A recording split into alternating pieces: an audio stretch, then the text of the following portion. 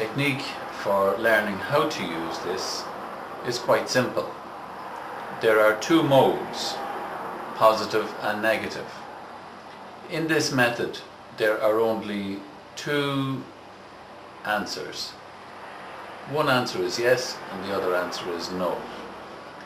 Basically, the yes answer is a blip,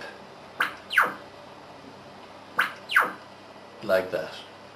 It's clear, definitive, crisp blip, and you get it by pecking with your finger on the sensor. Now you keep your finger on the actual sensor. When you put in the force or the toggle, you don't raise your finger off, so your finger is on the sensor all the time. And then the other modality is the challenge, which is more or less negative. Anything that's not positive is negative, and the challenge is like this.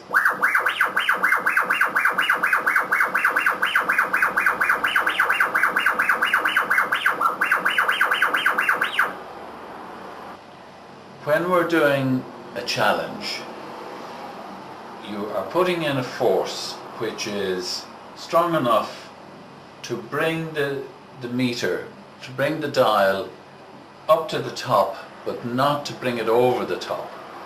So you're hovering up at the very end of the scale, and this is the kind of sound you're producing.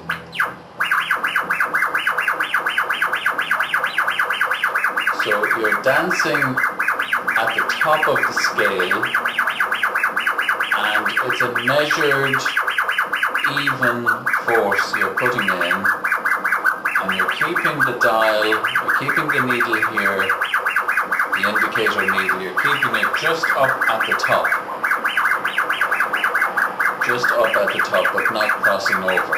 Now that's a challenge. That's a challenge.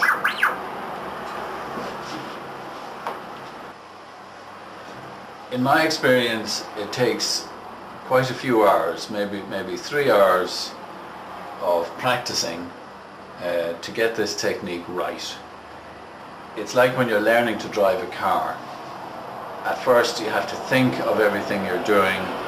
You press this, you don't press that, you let the pressure off here, and so forth. It must become automatic. And essentially you write plenty of noughts and crosses. That's a plus, that's a minus, that's a minus, that's a plus, that's a minus. Or another way of putting it is, that's a yes answer, that's a no answer, that's a no answer, yes, no. And this is how you do it. So the plus is a blip, and then a challenge. For the purposes of learning this, just do 6 pulses. And another one, and a plus,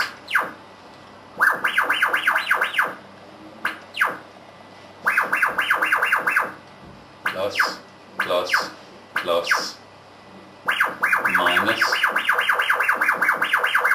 which is the same as a challenge, and a plus.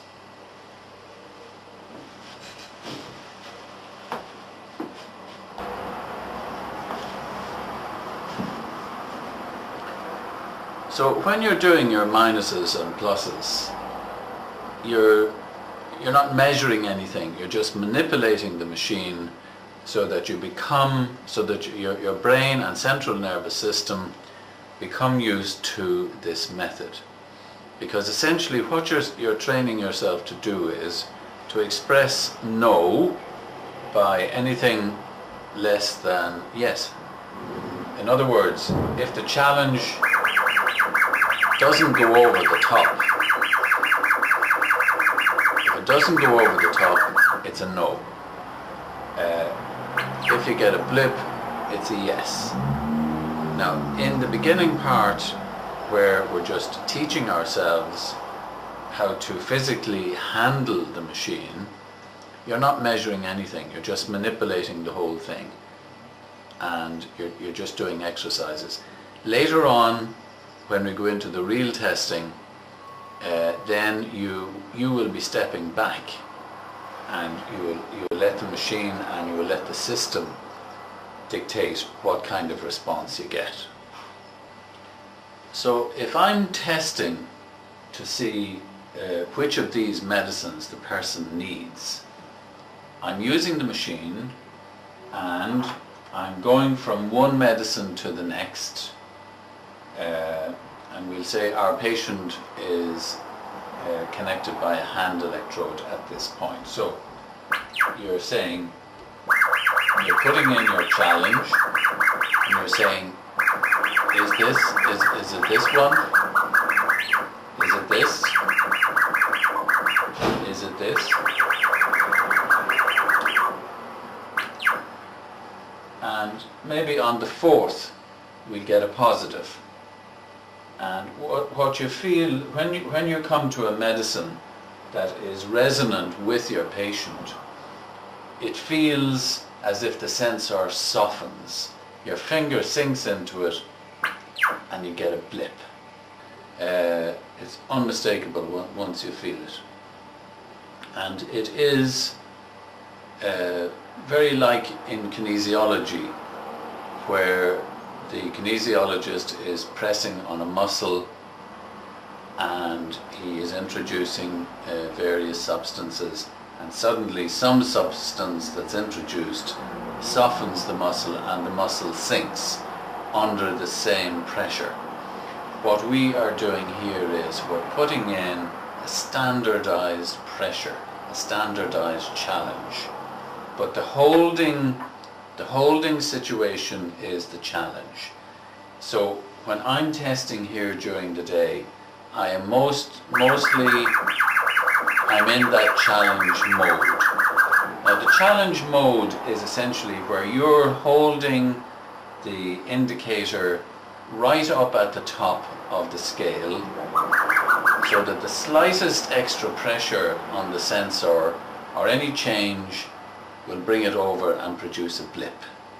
It's like walking along the top of a cliff, so close to the top of the cliff all the time that a breeze, a slight puff of wind can push you over. It's that kind of subtle influence that you're picking up here. Now essentially what you are picking up is the resonance reflex. It's the resonance reflex you will see in the water diviner who walks across a field and suddenly finds the source of water and the rod is pulled downwards as if by a force. I have experienced that. It feels like an external force that suddenly grabs the rod and pulls it down. When you're doing this kind of testing, it's very similar. You're moving along, you're putting in your standardized pressure, and you come to a medicine that is resonant with the person and you get a blip.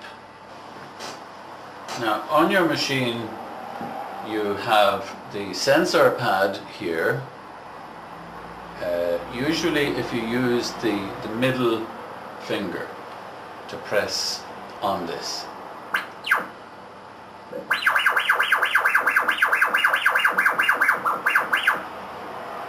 okay, and then you have the tuner. Now the tuner turns an electromagnetic field in a circle, and that's how you tune into the person. So when you have the person connected into the circuit, you are putting in a challenge, so you're hovering, and then you start to rotate the dial and you're putting in a challenge. Now in this case, because I'm on the machine, I will find my own critical rotational position. Okay, so as soon as you find the critical rotational position, you take your finger off the tuner. So it's set now. So you are on the patient's own frequency. You then have this degree scale. Now the degree scale enables you to quantify any particular factor. So for example, if you are mentally posing the question, in this person's case, to what degree is allergy a factor? You would start at 0, you're putting in your challenge, you go to 10, 20%, 30%, 40%, 50%, 60%. So say in a particular case you get an allergy factor of 60%. That means that it's a significant factor in the person's case, and you will have to pursue the question of having the allergies tested. But similarly, you can ask all questions and quantify the answer by using your degree scale. Regardless of what the problem is, you have to do your detox. So you take the person through the no-sols, the vaccines, and you give whatever comes up, because if you notice there on that causal chain picture, the endocrine glands are at the end of the day controlled by the main abdominal organs such as the liver and the bowel and so on. And technically, if they were all perfectly balanced, the endocrine glands would function properly. So it's usually a secondary poisoning of the endocrine glands. So that's why you must always do your detox, and then you do your very specific remedies for the menopause.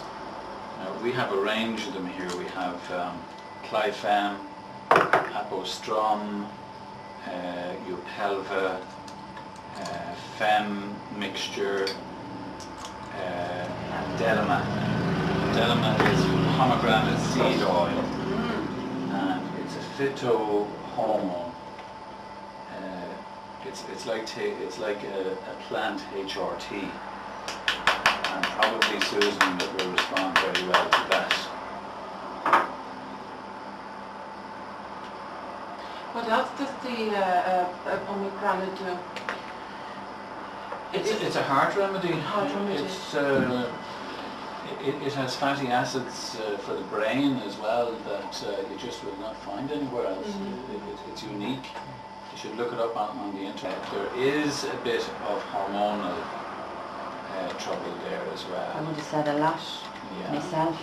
But the ovaries and endocrine are your worst stressed area. So what kind of symptoms have you in that line? Well, I'm going through the change, so it's just anything to do with that. I'm sweating all the time, tired all the time, just no energy, lethargic. I get up in the morning, I feel like I haven't been to bed at all. I get up in the morning, I can hardly walk when I get out of bed first thing. But then I have fibromyalgia. I'm in constant pain, but a lot of the pain is in the background. It's not up front, you know what I mean?